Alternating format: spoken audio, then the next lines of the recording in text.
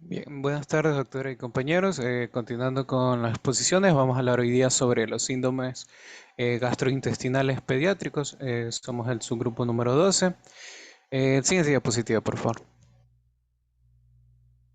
Gracias. Entonces, empecemos hablando de lo que son las anomalías congénitas que predisponen a síndromes gastrointestinales.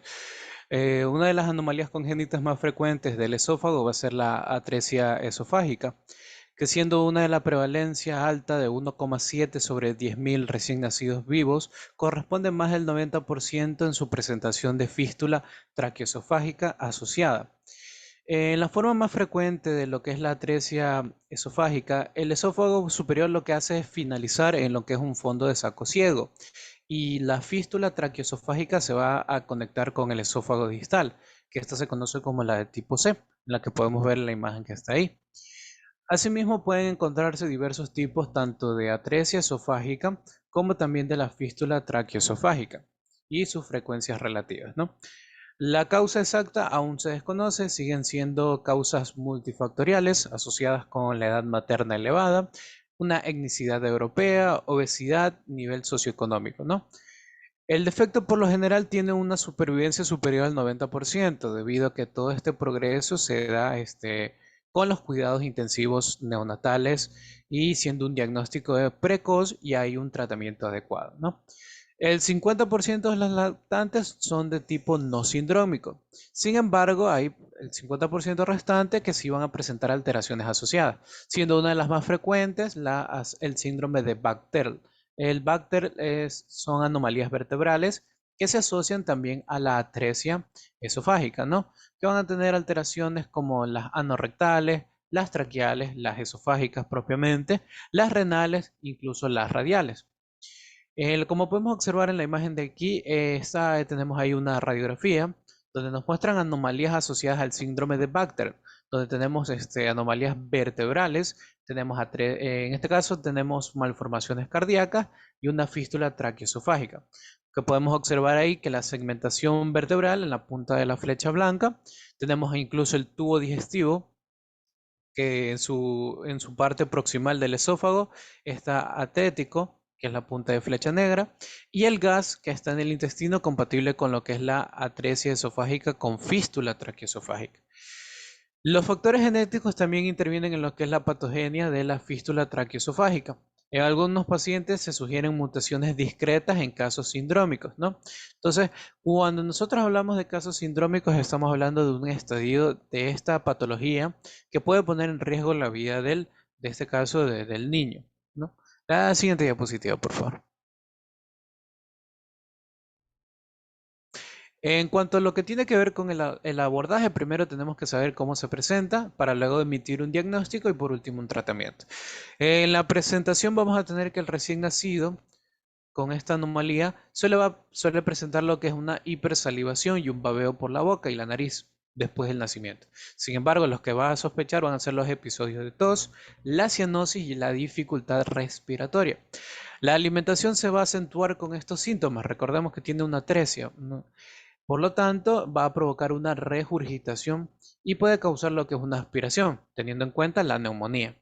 La aspiración del contenido gástrico a través de una fístula distal lo que va a provocar es una neumonitis, en este caso, de tipo lesiva, que se va a desarrollar obviamente por las secreciones faringias.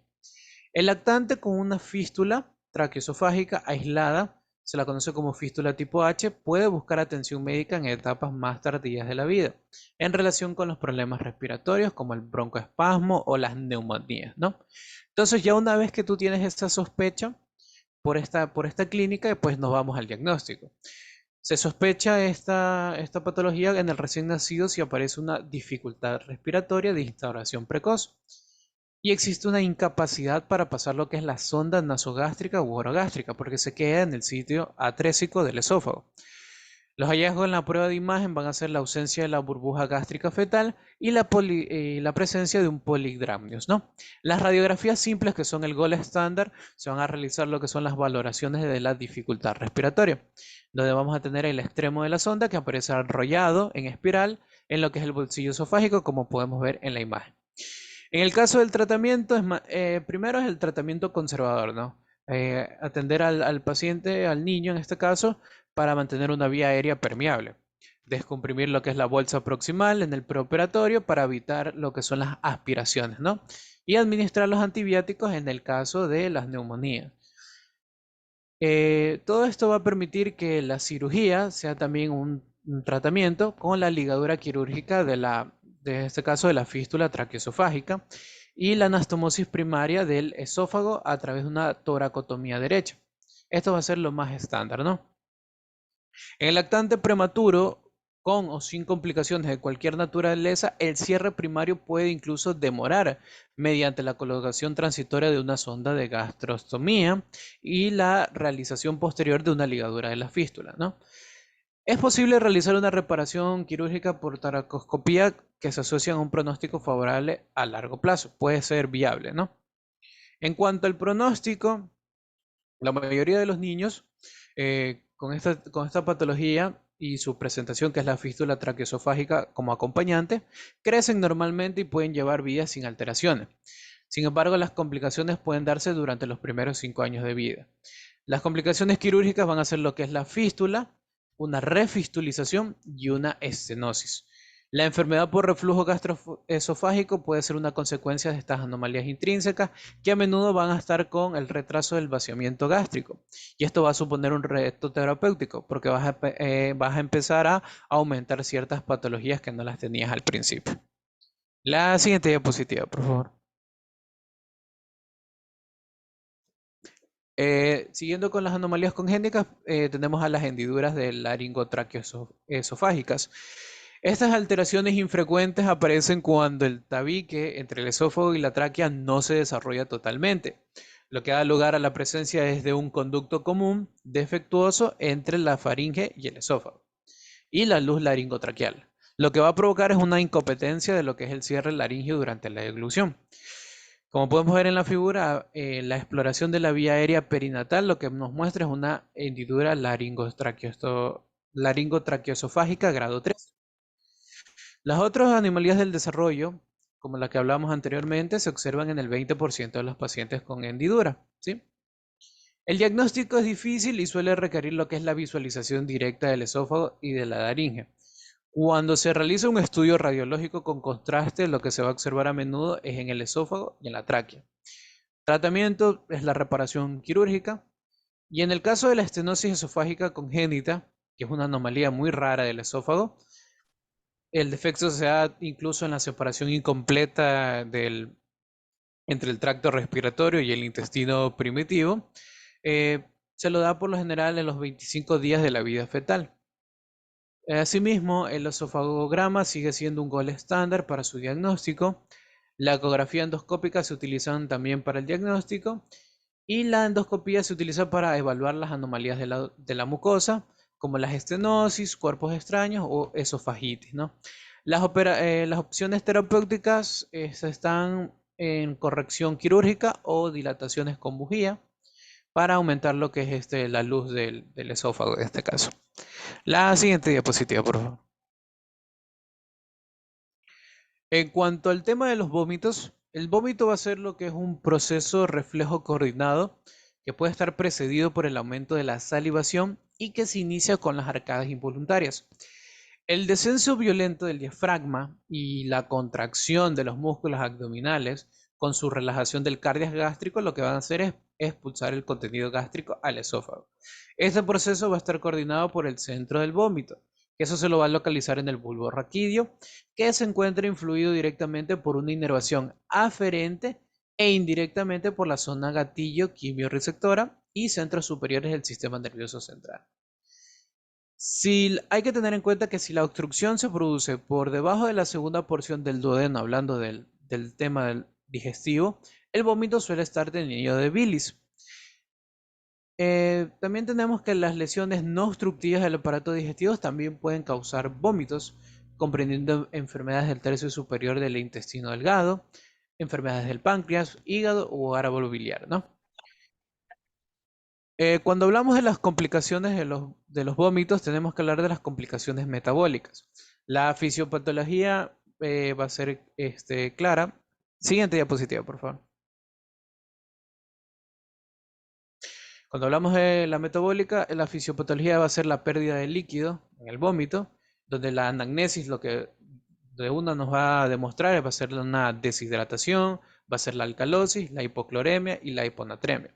En el apartado nutricional vamos a tener emesis de calorías y nutrientes, donde va a traducirse en una desnutrición o en los problemas del desarrollo.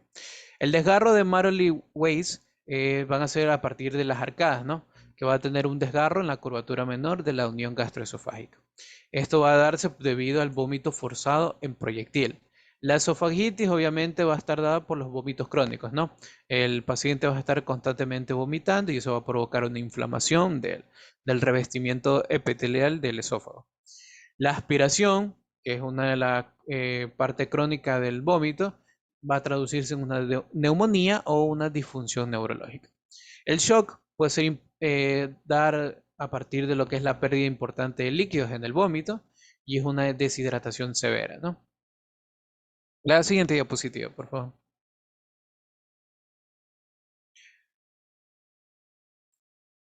En esta parte de aquí vamos a hablar ahora del dolor abdominal. Cuando hablamos del dolor abdominal, cada niño tiene una percepción y tolerancia diferentes del dolor abdominal.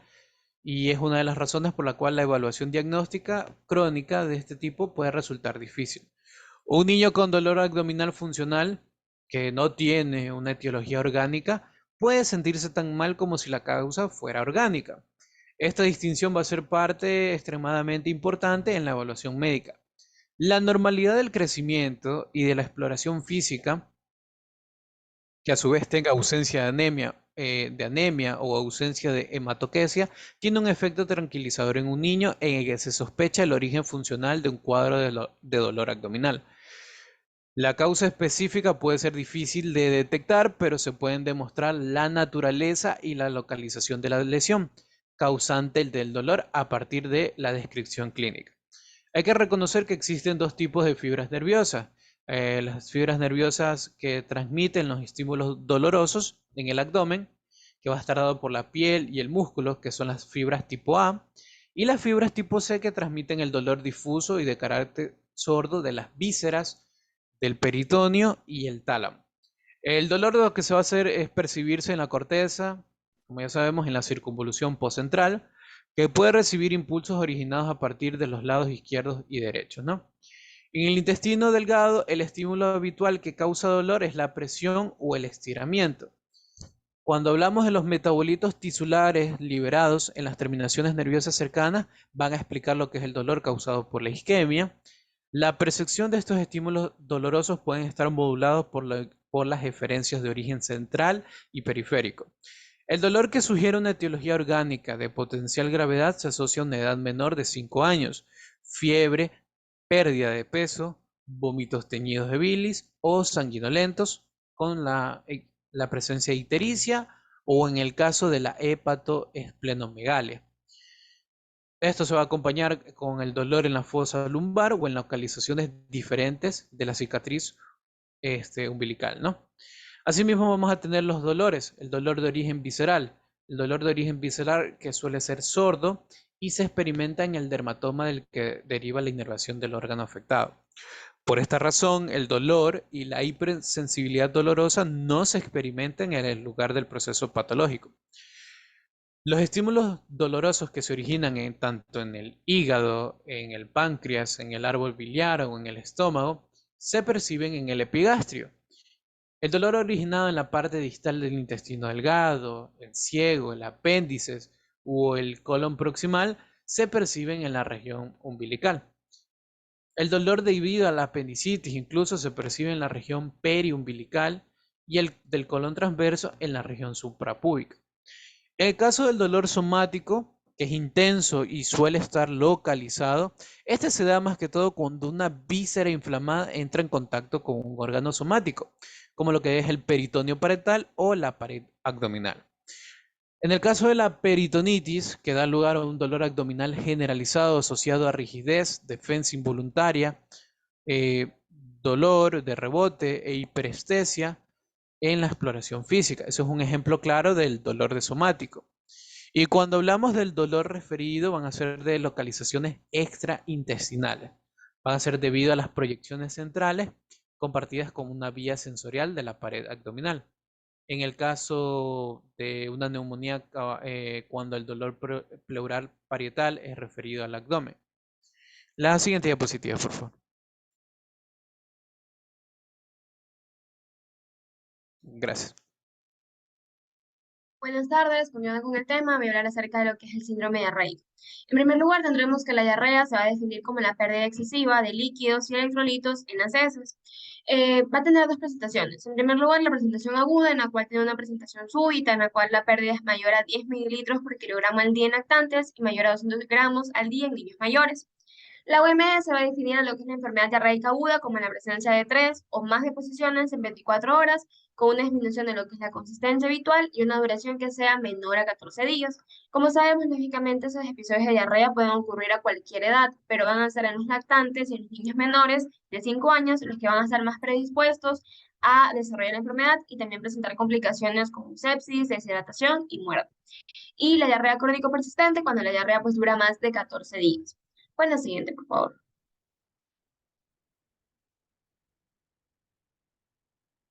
Bien, de acuerdo con lo que es la patogenia, tendremos que la patogenia en la mayor parte de los episodios de diarrea se puede explicar mediante alteraciones que sean secretoras, osmóticas o de la motilidad o por cualquier combinación de ellas.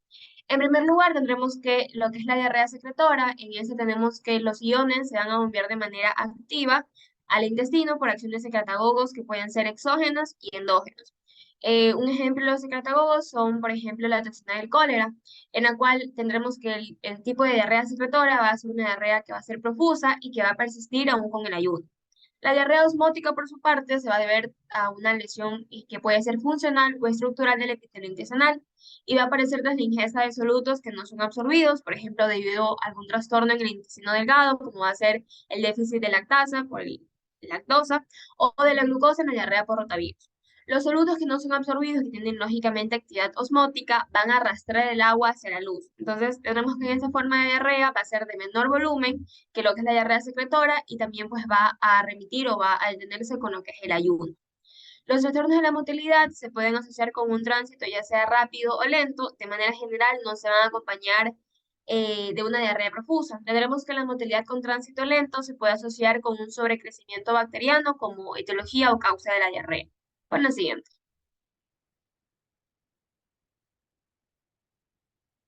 De acuerdo con la etiopatogenia, tendremos que en la mayoría de los casos, en realidad de diarrea aguda en los países con recursos bajos, van a ser causados por gastroenteritis infecciosa. Con menor frecuencia, la diarrea aguda puede ser un síntoma de una infección sistémica o de una emergencia quirúrgica intraabdominal.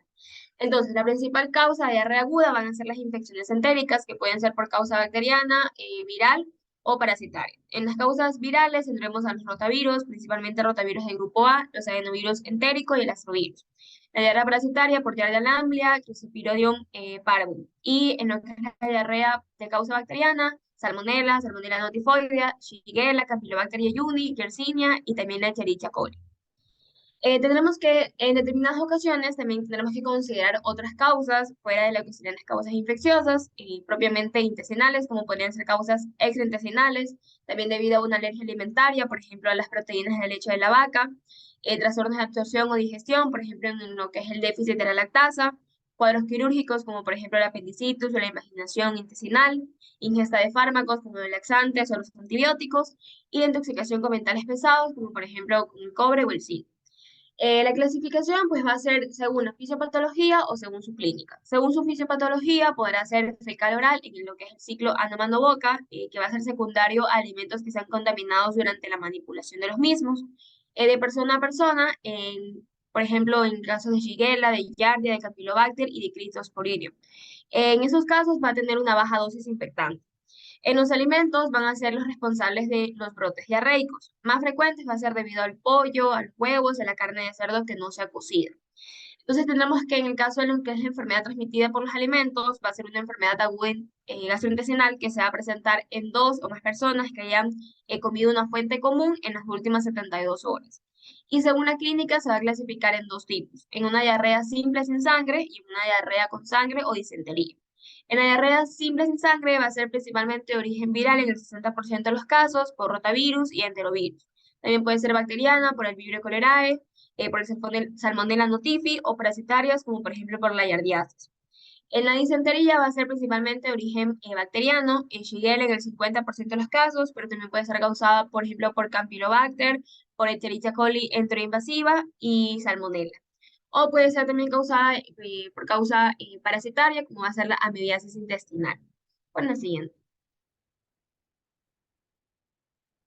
De acuerdo con el diagnóstico y el tratamiento, pues los signos y síntomas que puedan acompañar a la diarrea, como puede ser vómito, dolor, fiebre o estado de deshidratación, pueden ser causados por una gran variedad de microorganismos con distintos mecanismos de acción, por lo cual tenemos que un interrogatorio detallado nos va a orientar hacia la etiología y los factores de riesgo, y el examen clínico lo que nos va a ayudar es para poder determinar el estado de hidratación que tenga el paciente, la nutrición y la presencia de enfermedades concomitantes.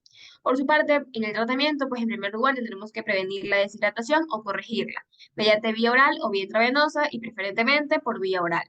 Se debe mantener la alimentación según la tolerancia del paciente, antibióticos en caso de que sea un síndrome diarreico agudo que no responda a las medidas básicas o que tenga disentería, que se tenga sospecha de cólera, en casos también de recién nacidos o inmunosuprimidos. Se debe también administrar probióticos y se debe educar y prevenir acerca de lo que son los síndromes diarreicos agudos. Están contraindicados los antieméticos, los antiespasmódicos y los antidiarreicos. La hospitalización se da en pacientes que tengan una deshidratación que sea de moderada a severa, también en casos de padres que sean incapaces de poder manejar la rehidratación, también en casos de intolerancia a vía oral y falla el tratamiento. Bueno, la siguiente. Bien, de acuerdo con lo que es el hilio intestinal, el hilio en sí va a ser la incapacidad para el periceltismo intestinal, va a ser causado por una pérdida de lo que es la motilidad intestinal sin signos de obstrucción mecánica. En la edad pediátrica, en la mayoría de los casos, se va a asociar a cirugía abdominal o a infección, como por ejemplo neumonía, gastroenteritis y peritonitis.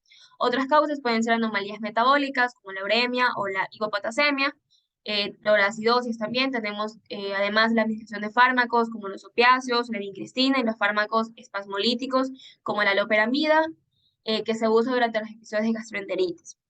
En las manifestaciones clínicas tendremos náuseas, vómitos, intolerancia a la alimentación, distensión abdominal que va a estar asociada con dolor, retraso en la defecación y en la expulsión de gases intestinales. En el examen físico, pues los ruidos intestinales van a ser mínimos o van a estar ausentes, en contraste con lo que sucede en la función mecánica inicial, en la que los ruidos hidroaéreos están hiperactivos. Por su parte, en las radiografías se pueden observar múltiples niveles hidroaéreos por todo el abdomen. El hilio posquirúrgico se suele resolver en menos de 72 horas. Ahora, de acuerdo con lo que es el tratamiento, pues va a implicar en primer lugar a la corrección de la anomalía que está causando el hilio. Hay que detectar y corregir las anomalías electrolíticas y los opiáceos en caso de usarse se deben reducir en función de la tolerancia que tenga el paciente. Se debe emplear lo que es la descompresión nasogástrica cuando la distensión abdominal se asocia con dolor. Y la pérdida de los líquidos resultantes se deben corregir con soluciones cristalinas isotónicas. Con la siguiente.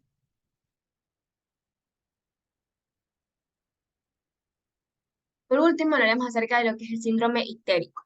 La ictericia va a ser la coloración amarillenta, como sabemos, de la piel, las mucosas y las escleras, como consecuencia de un aumento de la bilirrubina y su acumulación en los tejidos. Este aumento se puede producir en base a lo que es la bilirrubina indirecta no conjugada o la fracción directa conjugada de la bilirrubina. Lo más frecuente se produce también en lo que es el periodo de recién nacido. Entre un 40 a un 60% de recién nacidos a término van a presentar ictericia. Esta ictericia se va a hacer evidente cuando la bilirrubina sea mayor a 2 miligramos sobre decilitros en niños y en neonatos mayor a 5 miligramos sobre decilitros. Pero siempre debemos distinguir entre una ictericia que sea fisiológica y una ictericia patológica.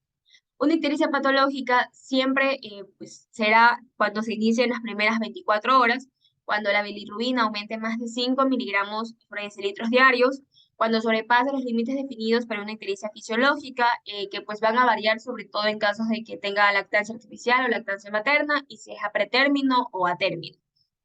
La fracción directa de la bilirrubina sea superior a 2 miligramos sobre decilitros, porque en el caso de la ictericia fisiológica, más que todo se produce una elevación de lo que es la bilirrubina indirecta, o que dure más de una semana en el recién nacido a término, o que dure más de 2 semanas en el pretérmino. En esos casos siempre va a ser una ictericia patológica. De acuerdo con su fisiopatología, la hiperbilirrubinemia se va a producir cuando existan alteraciones en las fases que componen el metabolismo de la bilirrubina. Como sabemos, la bilirrubina va a provenir en un 80 o hasta un 90% de la destrucción de los eritrocitos senescentes, que pues van a ser metabolizados en el hígado, en el vaso y en el médula ósea de manera específica en el sistema retículo endotelial. El 20% restante va a ser producto del metabolismo de otras proteínas como la mioglobina. Entonces, la bilirrubina, como sabemos, se transporta al hígado unida a la albúmina, donde sabemos que en el hígado va a ser conjugada. Posteriormente se secreta a través del canalículo biliar al árbol biliar y luz intestinal en la circulación enterohepática. Ahora, en el recién nacido, ¿por qué se produce la ictericia fisiológica? Se va a producir porque existen cambios normales en esa etapa a nivel de lo que es el metabolismo de la bilirrubina. En primer lugar, tendremos que va a existir un mayor número de glóbulos rojos y esos van a tener una menor sobrevida, de manera aproximada de 85 días, como sabemos en el adulto es de 120 días. Además, va a existir inmadurez hepática, tanto en la capacidad que tenga para el transporte de la hemoglobina hacia los hepatocitos, como también una menor actividad enzimática, ya que se alcanza la madurez o la completa actividad enzimática en los 14 días de vida. Y además también existe un aumento de lo que es la circulación enterohepática. Entonces, estas alteraciones lo que van a conllevar es un aumento de lo que es la bilirrubina no conjugada. Pues la siguiente.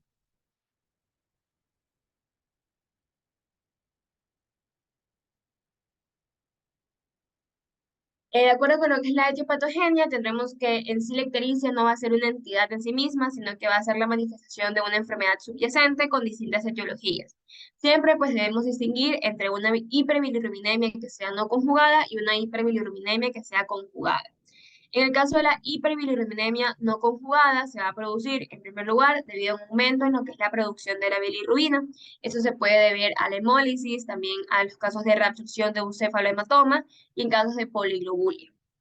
Tendremos además lo que es la disminución de la captación y o la conjugación hepática. En eso, por ejemplo, tendremos al hipotiroidismo, la galactosemia, el síndrome de Crigel-Najjar o la enfermedad de Gilbert. En el caso de lo que es la hiperbilirrubinemia conjugada, se debe más que todo a una alteración en la excreción. En el caso de los niños, la causa más grave sería lo que es la atresia biliar extrahepática, pero también se puede ver por una hepatitis neonatal o por enfermedades metabólicas. De acuerdo con la clínica del diagnóstico, pues para el diagnóstico debemos realizar una anamnesis completa, examen físico y pruebas complementarias. De acuerdo con lo que es la anamnesis, debemos evaluar si esa ictericia en primer lugar es patológica o no, y debemos investigar acerca de los factores de riesgo que sugieran. En primer lugar, una enfermedad hemolítica, como pueden ser antecedentes familiares que tenga el niño, inicio de la ictericia menor a 24 horas de la vida, palidez o antecedente de incompatibilidad feto-materna. En segundo lugar, debemos averiguar acerca de lo que es el aumento en la destrucción de los glóbulos rojos, por ejemplo, que el niño tenga presencia de hematomas, que sea hijo de una madre diabética, que sea prematuro, que tenga lactancia materna o que tenga un ayuno prolongado. En el caso también de lo que son las hepatitis, sobre todo debemos averiguar si existió o no una transmisión materno-fetal, si existieron transfusiones, la madre tuvo antecedente de drogadicción o viajes. En el examen físico, pues debe ser completo, se deben buscar sobre todo alteraciones en la piel y en las mucosas, la ictericia, palidez, petequias, hematomas. Debemos evaluar si existe adenopatías, hepatomegalia, debemos evaluar la consistencia hepática, esplenomegalia, ascitis y alteraciones neurológicas. De acuerdo con lo que son las pruebas complementarias, debemos lógicamente realizar la medición del nivel de bilirrubina total y también de la bilirrubina fraccionada. Se debe evaluar el grupo sanguíneo del COMS en caso de que encontremos los niveles elevados de bilirrubina indirecta. También siempre debemos realizar un hemograma y recuento de reticulocitos. Se debe realizar un test de función hepática y colestasia. Estos en caso de que encontremos niveles de bilirrubina directa elevados y se debe solicitar los niveles de las transaminasas hepáticas, también los niveles de albúmina, de proteínas totales y además lo que es la ecografía abdominal. La ecografía abdominal pues nos va a permitir evaluar la anatomía hepática y excluir patologías de la vía biliar, sobre todo lo que es la atresia biliar. Y en este caso se menciona pues que se debe realizar en todo niño en el que se observe una elevación de lo que es la bilirrubina directa. Con la siguiente. Bien, por último, de acuerdo con lo que es el tratamiento, debemos manejar medidas generales, como va a ser una hidratación adecuada, un buen ambiente térmico, asegurar una correcta alimentación materna y corregir en caso de que exista la deshidratación. El tratamiento va a ser netamente de la causa subyacente. La hiperbilirrubinemia grave, es decir, aquella que sea mayor a 25 miligramos sobre decilitros, siempre se debe tratar de manera inmediata. En neonatos, más que todo el objetivo es evitar el kernicterus, que pues va a ser la complicación más grave de la ictericia neonatal. En este caso, esto va a cursar con una clínica de vómitos, letargia, hipotonía, rechazo alimentario y succión débil. Posteriormente puede evolucionar con hipertonía e irritabilidad. En neonatos con hiperbilirubinemia grave existe un riesgo de desarrollar disfunción neurológica. Entonces, para eso, para poder evitar principalmente el cuerníquerus, existen los siguientes tratamientos. En primer lugar, la fototerapia, que se menciona que va a ser la terapia inicial en ictericia neonatal. La fototerapia lo que va a hacer es modificar, por así decirlo, la estructura de la bilirruina para que esa se pueda excretar, ya sea por la bilis o por la orina, sin necesidad de que sea conjugada, pero tiene ciertas complicaciones, como va a ser en primer lugar la pérdida aumentada de agua en deposiciones, también alergias cutáneas, sobrecalentamiento o enfriamiento, también aumento de lo que son las pérdidas insensibles de agua, síndrome del recién nacido bronceado y un daño potencial a los ojos si no se protegen. También puede producir hipocalcemia por alteración del aparato hormonal. De acuerdo con lo que es el tratamiento farmacológico, en este caso, en primer lugar, tendremos al fenobarbital, que se va a encargar de estimular las etapas de la captación, de la conjugación y de excreción de la bilirrubina, pero tiene efectos adversos, por lo cual se menciona que únicamente se ha limitado su uso para recién nacidos que tengan déficit de la glucosa 6-fosfato deshidrogenasa, que en este caso este trastorno lo que va a provocar es la destrucción de los glóbulos rojos en respuesta, por ejemplo, a medicamentos, a infecciones o a factores estresantes. Entonces, el fenobarbital solo se reserva para estos pacientes con la deficiencia eh, de esta glucosa 6-fosfato deshidrogenasa.